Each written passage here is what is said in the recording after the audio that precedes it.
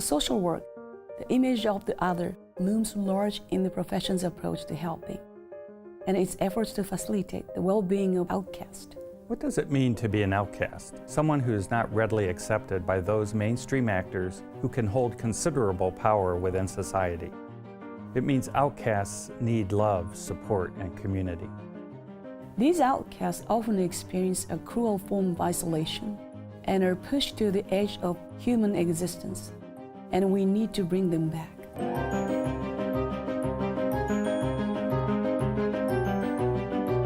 Myanmar, formerly known as Burma, is one of the most ethnically diverse countries in the world.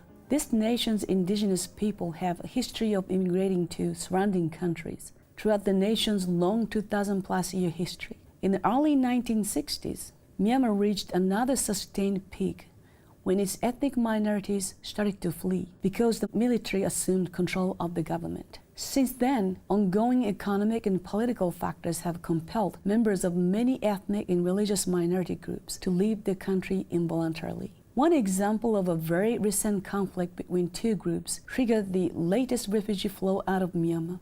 In 2012, an incident ignited latent intergroup conflict between the Rakhine Buddhists and Rohingya Muslims. Then it escalated into overt conflict when the rape of Rakhine women triggered violence between the two groups. This set of events resulted in the death of more than 100 people, with many more people becoming displaced and forced to leave their homes. The Myanmar government does not recognize the Rohingya as an ethnic minority. The Rohingya are basically a stateless people who migrated from Bangladesh. Discrimination against the Rohingya in the country's Rakhine state persisted and escalated. This discrimination included implementing a two-child policy designed to lower the Rohingya population. Discrimination dynamics also included internal displacement due to increasing violence, and the Rohingya people became refugees in neighboring countries.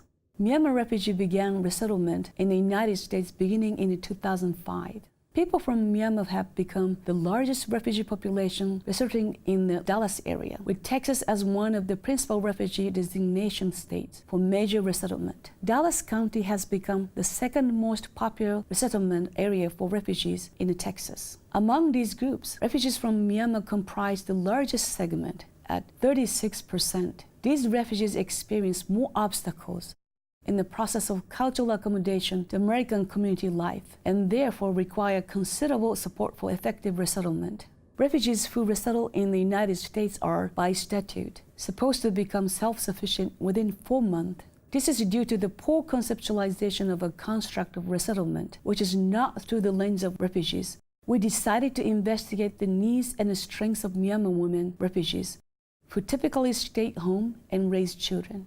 Throughout the community-based research we conducted in Dallas, we assessed the needs of Myanmar women refugees residing in the Berkeley Meadow suburb of Dallas. This is the community that will be remembered as one facing an Ebola outbreak in 2014. We have also identified, from these women's perspective, the obstacles they face in achieving self-sufficiency.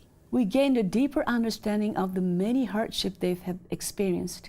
One of several factors contributing to the hardships faced by this particular group is the diversity of the Myanmar refugee community in Dallas. The community is composed of multiple ethnic groups with different cultural and language backgrounds and different regional identities that prevent the formation of a unified and cohesive community. Other reasons include physical health negatively impacted by living conditions encountered during the migration process, the absence of community mentors who can teach refugees the nuances of American culture, the absence of suitable employment, and unaffordable child care. The needs and strengths assessment we conducted in the summer of 2015 indicates the need for a community center for Myanmar women refugees, set with the educational context of both English language and relevant cultural skill sets that support successful accommodation within American society. The majority of the women want to keep learning English, but with someone who speaks both Burmese and English. A few fortunate women gained the skill of textile making in Malaysia, a transit country, through a United Nations High Commissioner for Refugee project, and others expressed an interest in wanting to learn such skills. Some refugees also have a child care certificate and believe a child caring service should be included in a community center. They believe these skills could be learned in a community center setting and become the foundation of their future entrepreneurship, vocational development, or employment.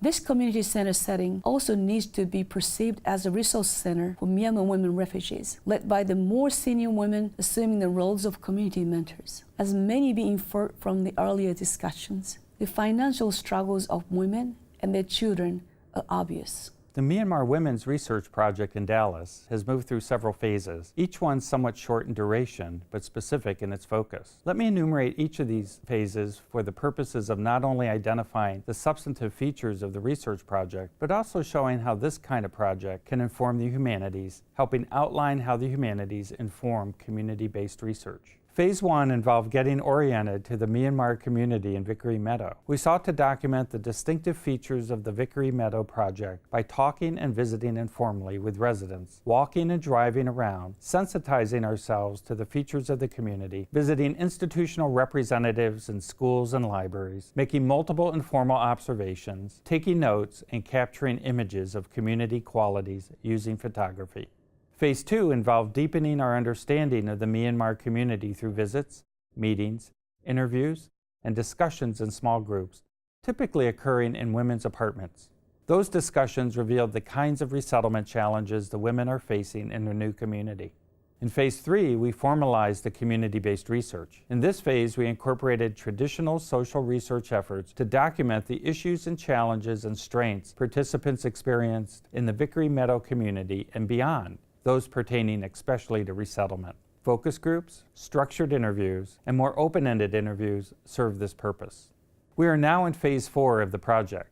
Here we used arts-based methods and workshops in which small groups of women shared their ideas for the community center. Those ideas were interpreted by the project artists who storyboarded the ideas, eventually producing a visual representation of the ideas that could inform the design of a community center. It was during the workshops that we came to very much appreciate the kinds of supports the women wanted for themselves, their peers, their children, and their families. At the end of Phases 3 and 4, we held community forums with participants to help them appreciate the data we collected and to continue to discuss the formation of the community center.